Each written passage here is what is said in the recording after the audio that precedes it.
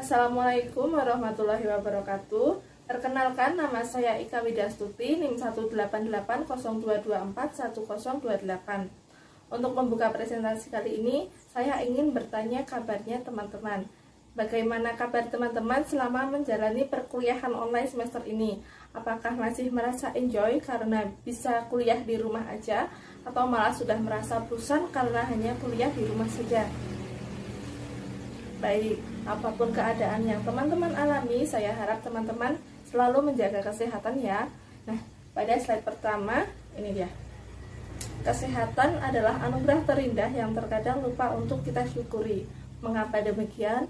Kadang kita baru merasa sehat itu sangat penting saat kita sudah merasa sakit atau baru merasa sakit.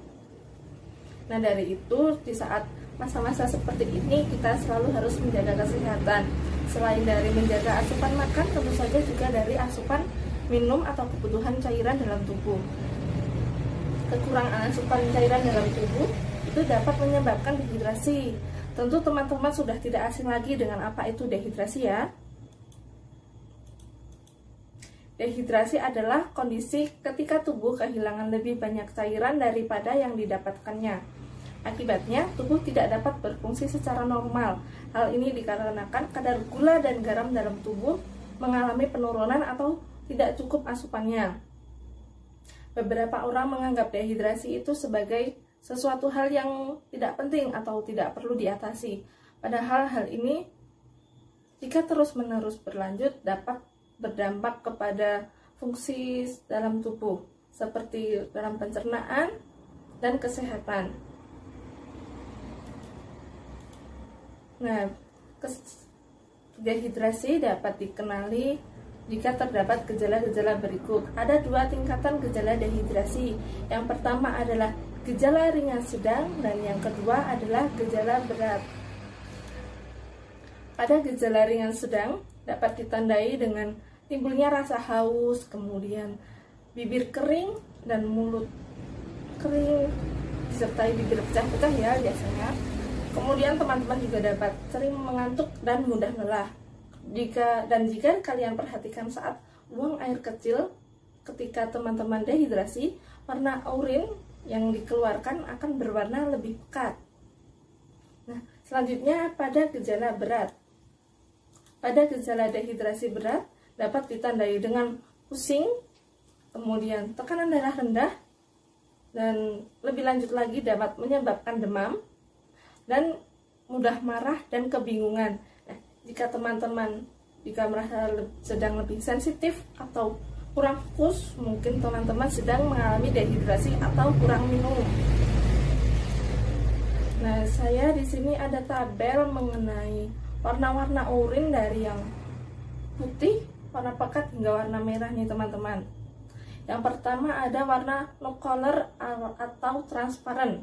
Pada tahap ini teman-teman mungkin sudah minum yang banyak, terhidrasi dengan baik, namun mungkin teman-teman sudah terlalu banyak minum sehingga jadi kembung atau beser, dan teman-teman harus mengurangi sedikit asupan minumnya ya. Kemudian yang ketiga dan keempat ada warna pale straw color dan transparent yellow.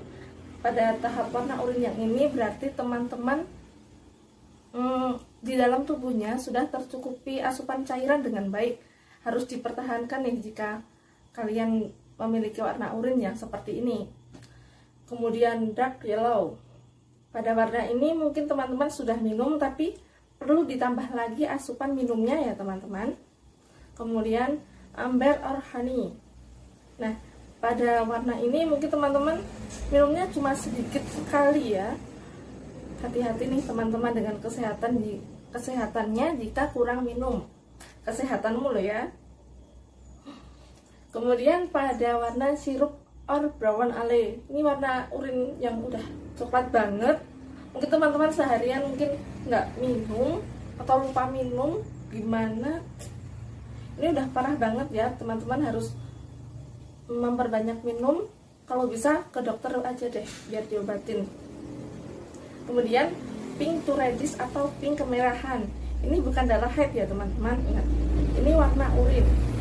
Nah, warna ini dapat didapatkan jika kalian setelah makan seperti buah naga merah, vitamin yang berwarna merah, atau makanan atau minuman yang berwarna merah. Namun jika teman-teman tidak habis mengonsumsi makanan atau minuman berwarna merah, namun warna urinnya seperti ini, berarti teman-teman sudah dalam dehidrasi yang sudah sangat parah. Ini harus segera ke dokter ya teman-teman. Baik, selanjutnya, tentu dehidrasi disebabkan oleh beberapa faktor. Yang pertama adalah berkurangnya asupan cairan tubuh. Nah, itu sudah pasti berkurangnya asupan cairan ya. Kemudian cuaca panas dan dingin dapat mempengaruhi asupan cairan dalam tubuh. Cuaca panas dapat menyebabkan lebih banyak keluarnya keringat. Kemudian cuaca dingin dapat lebih banyak menyebabkan keluarnya urin. Jadi sering ke kamar kecil untuk buang air kecil. Nah, kemudian ada olahraga atau aktivitas yang berlebih sehingga menyebabkan turunnya kadar cairan dalam tubuh. Dan yang kemudian makanan atau minuman yang kita konsumsi. Contoh minuman yang menyebabkan dehidrasi adalah seperti yang mengandung alkohol dan minuman bersoda, karena minuman-minuman tersebut bersifat diuretik. Kemudian tubuh lebih banyak kehilangan cairan daripada asupannya. Mungkin teman-teman di sini sudah minum, tapi minumnya masih kurang. Kemudian keluarnya urin, muntah-muntah, diare, dan keluarnya air mata. Kemudian juga dapat disebabkan karena menderita penyakit kronis, contohnya adalah diabetes. Dan yang paling utama penyebab utama dehidrasi adalah kurangnya perhatian terhadap minum air dan rasa haus nih teman-teman. Kemudian jika teman-teman sudah mengalami dehidrasi, hal yang pertama teman-teman dapat kalian lakukan atau mengobati dehidrasi tersebut adalah meminum oralit. Karena oralit sebagai hal utama yang dianjurkan ketika teman-teman mengalami dehidrasi, seperti teman-teman saat mengalami diare atau muntah-muntah, pasti disarankan untuk meminum oralit. Dan yang kedua adalah memperbanyak asupan cairan seperti minum air putih. Kemudian harus menghindari segala jenis minuman bersoda dan beralkohol, karena minuman-minuman yang mengandung soda dan alkohol adalah bersifat diuretik atau malah mempercepat keluarnya cairan dari dalam tubuh. Dan ketika dehidrasinya sudah sangat parah, teman-teman harus segera ditangani oleh petugas medis di rumah sakit. Nah, nanti di rumah sakit biasanya akan dipasangi infus, dan infus itu berfungsi sebagai untuk mengembalikan cairan dalam tubuh seperti gula, garam, dan mineral. Nah, jika dehidrasi yang terlalu lama dan berlarut-larut tidak segera ditangani, juga dapat mengakibatkan komplikasi dalam tubuh. Komplikasi yang pertama adalah kram. Kram ini terjadi karena kelelahan, kurang minum, dan menurunnya elektrolit dalam tubuh. Dan yang kedua dapat menyebabkan tekanan darah rendah dan kadar oksigen di dalam tubuh menurun, sehingga hal ini juga dapat mengakibatkan hilangnya kesadaran. Kemudian dapat menjadikan demam hingga kejang. Kemudian dehidrasi yang berlarut, tidak adanya asupan cairan dalam tubuh, dapat menyebabkan infeksi saluran kemih. Pada hal ini biasanya teman-teman pasti sudah harus berobat ke dokter ya. Nah, jika teman-teman mengalami dehidrasi berlanjut dan terus-menerus dan tidak pernah diobati atau sangat tidak aware terhadap kesehatan, hal ini dapat menyebabkan permasalahan pada ginjal teman-teman. Contoh yang paling parah adalah dapat terjadinya batu ginjal atau malah dapat terjadi gagal ginjal. Nah, pada tahap ini ginjal sudah tidak dapat berfungsi dengan baik, dan mungkin teman-teman malah harus membatasi minum. Seperti itu. Kemudian, dehidrasi tentunya tidak akan terjadi jika teman-teman menjaga kesehatan dan melakukan beberapa pencegahan. Hal yang utama adalah menjaga asupan cairan dalam tubuh seperti minum air putih. Kemudian mengonsumsi sayuran dan buah-buahan yang mengandung banyak cairan, karena sayur dan buah-buahan juga berkontribusi dalam menambah asupan cairan dalam tubuh. Kemudian teman-teman juga harus membatasi mengonsumsi minuman-minuman yang bersifat diuretik. Contohnya ada teh, kopi, minuman bersoda, dan minuman beralkohol. Dan yang kemudian teman-teman juga harus minum dan jangan menunggu sampai merasa haus untuk minum. Nah, kemudian yang paling penting adalah menjaga asupan makan dan minum sesuai kebutuhan tubuh. Diusahakan asupan harian teman-teman tercukupi pada hari itu. Nah, kemudian saya ada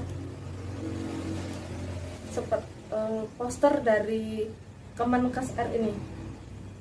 Berapa sih takaran normal agar tidak kekurangan cairan? Menurut Kemenkes RI, kebutuhan cairan tiap orang berbeda-beda, terutama pada orang dewasa. Mengonsumsi air putih atau cairan yang disarankan adalah sekitar 8 gelas berukuran 230 ml per hari atau setara dengan 2 liter. Namun selain dari minuman, sayuran dan buah-buahan juga ikut memberikan asupan cairan dalam tubuh sekitar 20%. Sayuran tersebut seperti bayam, semangka, atau yang lain yang mengandung banyak cairan. Kemudian saya ada tips untuk teman-teman supaya terhindar dari dehidrasi. Yang pertama adalah biasakan minum air putih saat makan, saat kemil, saat beraktivitas, atau saat tidak melakukan apapun. Teman-teman harus selalu membiasakan minum, terutama air putih ya teman-teman. Saya sarankan air putih karena air putih adalah minuman yang tidak berwarna, tidak berbau, dan menurut saya itu adalah minuman yang paling sehat. Sedikit-sedikit saja dulu jika belum terlalu suka dengan air putih. Kemudian sediakan minum saat aktivitas. Teman-teman dapat menyiapkan minum di meja, di tas, atau yang dibawa untuk saat beraktivitas, seperti itu. Kemudian teman-teman jika kurang suka dengan rasa air putih, teman-teman dapat menambahkan rasa seperti irisan buah-buahan atau yang biasa kita sebut dengan infus water. Nah, untuk menutup presentasi kali ini, saya ada kata-kata nih teman-teman yang mungkin dapat memotivasi kalian untuk agar lebih aware lagi terhadap kesehatan dan kebutuhan cairan dalam tubuh. Ayo minum sekarang atau cuci darah kemudian. Sekian presentasi dari saya, terima kasih. Wassalamualaikum warahmatullahi wabarakatuh. Jangan lupa minum ya teman-teman.